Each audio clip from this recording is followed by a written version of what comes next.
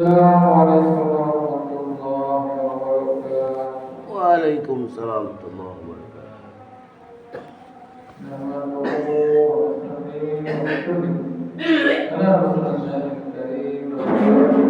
Alhamdulillah, segala puji bagi Allah Subhanahu wa taala atas karunia nikmat sehat, nikmat iman dan Islam, sehingga seluruh ini kembali Allah gerakkan langkah dan hati kita untuk melaksanakan salah satu perintahnya, yakni sholat subuh secara berjamaah. Salawat dan salam bersama kita saya mengagungkan kepada baginda yang mulia Muhammad sallallahu alaihi wasallam, kepada ahli keluarganya dan sahabat-sahabatnya. Semoga kita semua di yaumil akhir mendapatkan syafaat dari beliau. Amin ya rabbal alamin. Kembali kita akan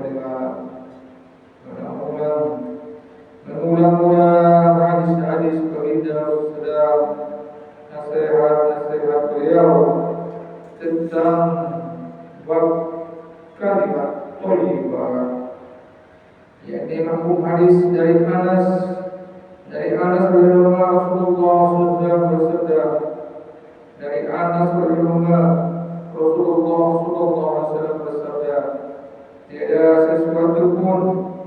tiada sesuatu pun kecuali antara ia dengan Allah ada hijab, melainkan ucapan la ilaha illallah dan doa seorang ayah untuk anaknya.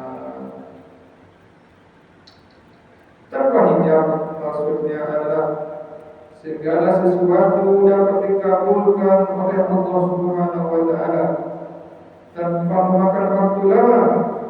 Tidak ada sesuatu pun yang dapat menghalanginya sampai kepada Allah Subhanahu wa taala, sehingga langsung kepada Allah Subhanahu wa taala. Tertulis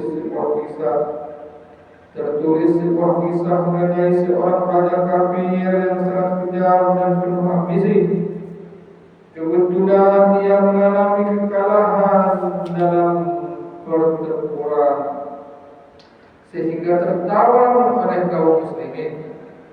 Kaum muslimin ingin menghukumnya sebagai balas dendam atas penderitaan yang telah ia berikan. Maka ia dimasukkan ke dalam sebuah kuali besar berisi air yang berdiri. Pada mulanya ia menyebut dan memohon bantuan kepada berhala, tetapi ketika ia merasa hal itu tidak menolongnya, ia langsung memeluk Islam dan mengucapkan la ilaha illallah sebanyak-banyaknya. Dalam keadaan seperti ini, keikhlasan dan semangatnya membaca kalimat ini jelas sekali, sehingga Allah SWT langsung mengirim bantuan. Maka turunlah hujan yang sangat deras sehingga memadamkan kobaran api, dan periuk untuk menembus air itu pun menjadi dingin. Lalu datanglah angin topan besar yang menerbangkan raja, sehingga ia terdampar di sebuah kota yang penduduknya masih kafir. Raja masih menyebut kalimat tersebut, dan orang-orang berkumpul di sekelilingnya dengan rasa takjub ketika mereka menanyai raja. Maka diceritakanlah seluruh peristiwa itu sehingga semua penduduk kota masuk Islam.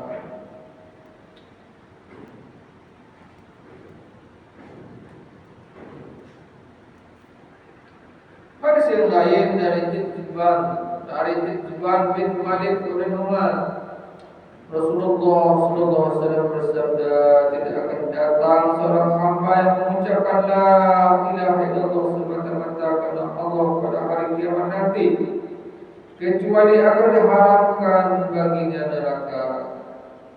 Hadis riwayat Bukhari, Ahmad, Muslim, Ibnu Majah dan Baihaqi.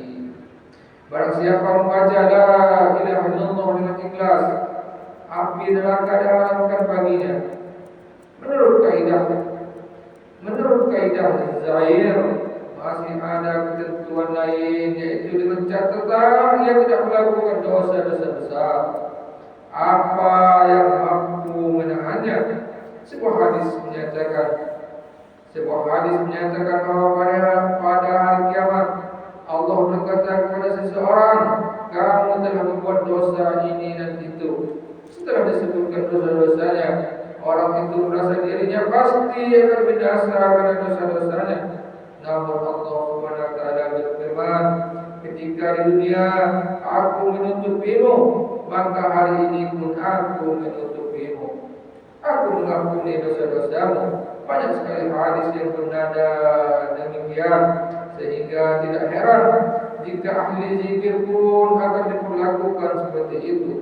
Namun nama Allah penuh dengan keberkahan, maka bacalah sebanyak-banyaknya. Jangan bosan dalam membacanya. Betapa beruntung orang yang memahami keberkahan kalimat suci ini, sehingga ia menghabiskan umurnya untuk membacanya. Alhamdulillah, dua hadis dari Nabi Sallam tentang kalimat atau zikir atau amalan, yakni mengucapkan, melafazkan la ilaha illallah. Semoga kita di akhir-akhir kita bisa mengucapkan kalimat tersebut. Insyaallah. Subhanallah. Asyhadu an la ilaha illa anta astaghfiruka wa atubu ilaik. Assalamualaikum warahmatullahi wabarakatuh. Waalaikumsalam.